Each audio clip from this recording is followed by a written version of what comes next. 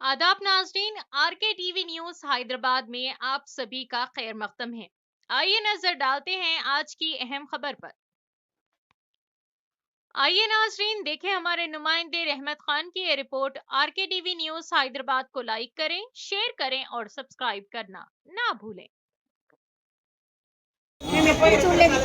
ఎందుకంటే మాకు కేసీఆర్ గారు పెట్టి మాకు మా కష్టాలు జీతం వేశారు. మాకు ఎంత 1500 నుంచి 2500 లాస్ట్. आशा वर्कर जो तेलंगाना में जब कोरोना की दौर आई थी, अपने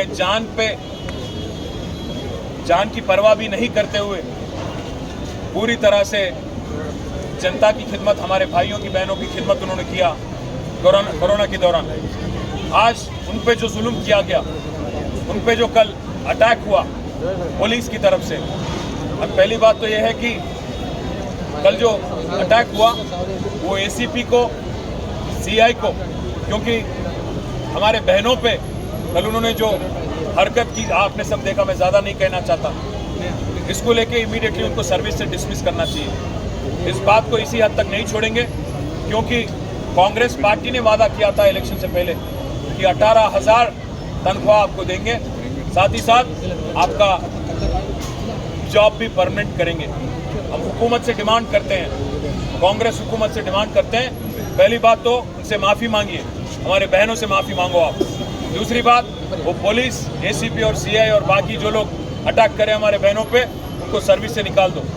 तीसरी बात, जो वादा आपने किया उसको निभाओ। अगर नहीं निभाओगे तो हम एक तरफ असेंबली में, दूसरी तरफ काउंसिल में, और जो अटैक हुआ कल, जो हादसा हुआ इन पे, इसको लेके हम HRC भी जाएंगे, विमेन कमीशन भी जाएंगे, स्टेट में भी जाएंगे और दिल्ली में भी नेशनल कमीशन तक भी जाएंगे। इनको नहीं छोड़ेंगे। और जो लड़ाई और जो जिद्दोजहद हमारी बहन कर रहे हैं, उनको मैं सलाम करता हूँ। उनकी मैं उनसे एक ही रिक्वेस्ट करता हूँ कि आप BRS आपके साथ हैं, KCR साहब आपके साथ हैं, आप बेफिक्र रहिए। अगर आपको यहाँ पे उस्मानिया में ट्रीटमेंट अगर आपको सही नहीं लगता तो प्राइवेट दवाखाना हम ले जाएंगे, पार्टी की तरफ से हम आपकी हिफाजत करेंगे। बस इतना कहना चाह रहा था। शुक्रिया। తెలంగాణ వచ్చినాడు కేవలం 1700 ఉండేది వారి గౌరవ వేతనం, కానీ కేసీఆర్ గారి నాయకత్వంలో 9.5 సంవత్సరాల్లో 3 సార్లు వాళ్ళ జీతాలు పెంచినాం.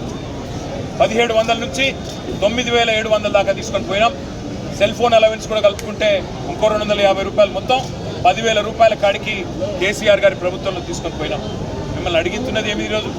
కేవలం ఇచ్చిన మాట నిలబెట్టుకోమని. ఆ పాపానికి ఈరోజు రహీం బి అనే మహిళను ఇప్పటికి కూడా ఆమె అడ్మిటెడ్ ఉంది.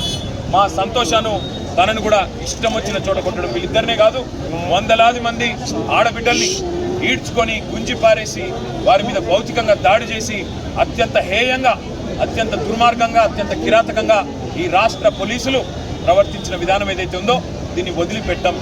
ఖచ్చితంగా నిన్న జరిగిన దమనకాండకు మొత్తం ఆధారాలు ఉన్నాయి, వీడియో ఆధారాలు, ఫోటోలు అన్నీ ఉన్నాయి. ఇక్కడ ఉన్న మహిళా కమిషన్కి పోతాం, ఇక్కడ ఉండే హ్యూమన్ రైట్స్ కమిషన్కి పోతాం, అవసరమైతే జాతీయ మానవ హక్కుల కమిషన్కి పోతాం, జాతీయ మహిళా కమిషన్ కాడికి కూడా పోతాం. ఇచ్చిన మాట నిలబెట్టుకోమని ప్రజాస్వామ్యంలో అడిగే హక్కు తప్పకుండా వాళ్ళకు ఉన్నది. వాళ్ళు అడిగింది ఏమి గొంతమ కోరిక కానే కాదు. ఇప్పటికైనా ముఖ్యమంత్రి స్పందించాలి. 16వ తారీఖు అసెంబ్లీ ప్రారంభం కాబోతా ఉంది. తిరిగి ఈ లోపల స్పందించి వారికి న్యాయం చేయి, లేకపోతే అసెంబ్లీలో కూడా నేను వదిలిపెట్టాం. అసెంబ్లీలో కూడా తప్పకుండా ఆడబిడ్డలకు ఇప్పుడే నేను మాట ఇచ్చిన.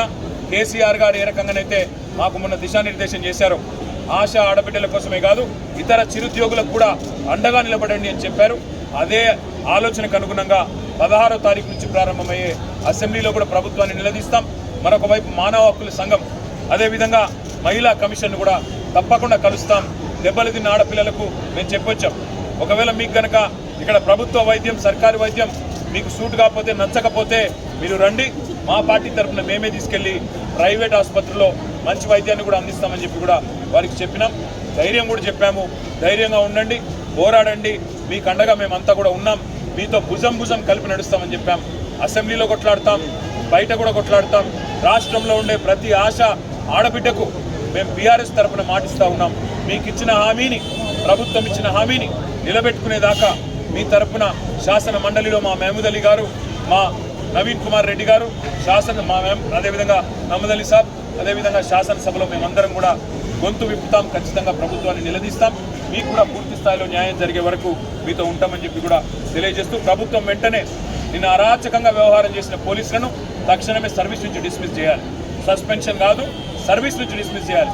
ఎందుకంటే ఆడబిడ్డల మీద చేసేటప్పుడు 1-2 సార్లు ఆలోచించుకోవాలి. ఎవరైనా సరే పోలీసు వాళ్ళు ఇష్టం వచ్చినట్టు, అధికారం ఉంది కదా, కాకి యూనిఫామ్ ఉంది కదా, మీ ఇష్టం వచ్చినట్టు చేస్తాం, ఏం చేసినా నడుస్తుంది అనుకుంటే కుదరదు, వదిలిపెట్టమనే మాట కూడా ఈ సందర్భంగా తెలియజేస్తూ, నిన్న మరి సహకరించిన పాత్రికేయ మిత్రులకు కూడా వాళ్ళ మీద జరిగిన దాడిని దేశం మొత్తం దృష్టికి తీసుకొచ్చిన మా మీడియా మిత్రులకు కూడా ప్రత్యేకంగా ధన్యవాదాలు కూడా తెలియజేస్తా ఉన్నాం. ఉస్మానియాలో మంచి సేవలు కూడా అందిస్తూ ఉన్నారు. డాక్టర్లు, పారామెడికల్ సిబ్బంది, అదేవిధంగా చాలామంది పేదలు కూడా రోగులు ఉన్నారు. వారికి మంచి సేవలు అందిస్తున్న ప్రభుత్వ వైద్య సిబ్బందికి కూడా ప్రత్యేకంగా ధన్యవాదాలు చెప్తా ఉన్నాం. వారికి కూడా నేను చెప్పినాను, ప్రభుత్వం వైపు నుంచి ఏమైనా ఒత్తిడి ఉంటే మీకు వాళ్ళని డిశ్చార్జ్ చేయమని మాకు చెప్పండి, మేము తీసుకొని పోతాం, మీరు వాళ్ళని అగాధంగా అనాథల్లాగా వదిలేయకండి అని చెప్పి కూడా వారికి చెప్పినాను. తప్పకుండా వాళ్ళని కాపాడుకుంటామన్న విషయం మళ్ళొకసారి